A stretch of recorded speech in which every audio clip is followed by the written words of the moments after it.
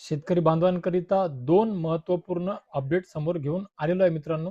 या व्हिडिओच्या माध्यमातून शेतकरी बांधवांकरिताच्या त्या ज्या दोन अपडेट आहेत त्या काय आहेत ते आपण पाहणार आहोत मित्रांनो.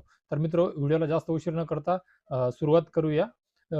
शेती करत असताना शेतकरी बांधवांना शेतीकरिता लागणारा जो खर्च आहे, मजुरी असो, ट्रॅक्टर असो, खते असो, बियाणे असो, कीटकनाशके असो, वाढती मजुरी असो, इतर सर्व गोष्टी पाहता आणि सोबतच शेतीचा वाढलेला खर्च, परंतु त्या मानामध्ये शेतीच्या उत्पादनाला, त्या शेतमालाला न मिळणारा भाव, ह्या दोन्ही गोष्टीचा अभ्यास करून काही ज्या दोन गोष्टी समोर आलेल्या आहेत त्या अशा आहेत मित्रांनो, की म्हणजे आपण या राज्यामध्ये वेगवेगळ्या भागांमध्ये, पश्चिम महाराष्ट्र असेल, विदर्भ असेल, मराठवाडा असेल, या वेगवेगळ्या भागामध्ये वेगवेगळ्या पिकांकरिता नाबार्डच्या माध्यमातून जे पीक कर्जाची मर्यादा ठरवून दिलेली जाते, त्यामध्ये काही ठिकाणी शेतकऱ्यांना बऱ्याच वेळा तफावत जाणवलेली होती मित्रांनो. आणि यामुळे शेतकऱ्यांमध्ये खूप मोठ्या प्रमाणामध्ये रोष होता, खूप मोठ्या प्रमाणामध्ये नाराजीचा सूर व्यक्त करत होते मित्रांनो शेतकरी. परंतु आता या सर्व गोष्टीचा अभ्यास करून सर्व गोष्टी पाहता या दोन्ही मधली तफावत संपवण्याचा प्रयत्न नाबार्डच्या माध्यमातून आता होताना दिसत आहे मित्रांनो. तर मित्रांनो, या मधल्या ज्या दोन गोष्टी आहेत त्या दोन गोष्टीनुसार आता एक गोष्ट अशी, की पीक कर्जाच्या मर्यादेमध्ये मोठी वाढ करण्यात आलेली आहे मित्रांनो, ज्यामध्ये प्रति हेक्टरी 1,45,000 रुपये करण्यात आल्याची माहिती समोर येत आहे मित्रांनो. ज्यामुळे आता खते, बियाणे, मजुरी, वीज, पाणी, सिंचन सुविधा, तुषार सिंचन सुविधा, म्हणजे शेतीकरिता जेवढं काही लागणारं जे भांडवल होतं मित्रांनो शेतकऱ्यांना, ते उभं करण्याकरिता शेतकऱ्याला जे खर्च येत होता, त्या अडचण जात होती, ते आता इथून पुढे सोपं होणार आहे मित्रांनो. ही झाली एक महत्त्वपूर्ण बातमी, पीक कर्ज मर्यादेमध्ये झालेली वाढ. आणि दुसरा महत्त्वाचा विषय म्हणजे पीक कर्ज घेत असताना 2 लाख रुपयांच्या वर पीक कर्ज घेणाऱ्या शेतकऱ्यांना आता सर्च रिपोर्टची अट सुद्धा शिथिल करण्यात आलेली आहे मित्रांनो. तर ह्या दोन गोष्टी शेतकरी बांधवांकरिता खूप महत्त्वपूर्ण आहे मित्रांनो, ज्यामुळे शेतकरी बांधवांना कमी दरामध्ये चांगल्या प्रकारे पीक कर्ज उपलब्ध होईल. जास्त कागदपत्र जमा करायची आवश्यकता पडणार नाही.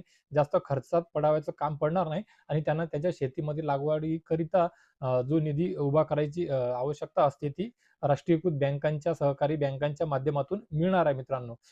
तर सहकारी आणि राष्ट्रीयकृत बँकांच्या माध्यमातून दिले जाणारे पीक कर्ज हे नाबार्डने ठरवून दिलेल्या मार्गदर्शक तत्वांप्रमाणे वितरित केले जाते मित्रांनो. ज्यामध्ये लागवडीचा खर्च किती, पीक कोणते, उत्पादन खर्च आणि जोखीम घटक, या सर्व गोष्टींचा अभ्यास करूनच नाबार्डद्वारे पीक कर्ज किती द्यायचे ते ठरवण्यात येते मित्रांनो. आणि मगच त्यानंतर बँकांना या मर्यादेमध्ये कर्ज वाटप करावे लागत असते मित्रांनो. पण आता मागील काही दिवसांमध्ये शेतीमधील जो खर्च आहे, जी मोलमजुरी, कीटकनाशके, ट्रॅक्टर, मशागती, भाडे, ने आण, हमाली वगैरे, वीज वगैरे, लाईट बिल वगैरे किंवा सोलरचा जो काय खर्च असतो, या सर्व गोष्टीचा खर्च पाहता तो खूप मोठ्या प्रमाणात वाढलेला होता मित्रांनो. आणि त्या मर्यादेमध्ये शेतमालाला तेवढा भाव मिळत नव्हता मित्रांनो. या सर्व गोष्टी पाहता ही जी वाढ करण्यात येत आहे मित्रांनो, बऱ्याचशा ठिकाणी वेगवेगळ्या पिकांकरिता पीक कर्ज वाटप वेगवेगळे दर होते मित्रांनो. त्यामुळे शेतकऱ्यांमध्ये खूप दिवसापासून जो नाराजीचा सूर होता, तो आता कुठेतरी कमी होताना दिसणार आहे.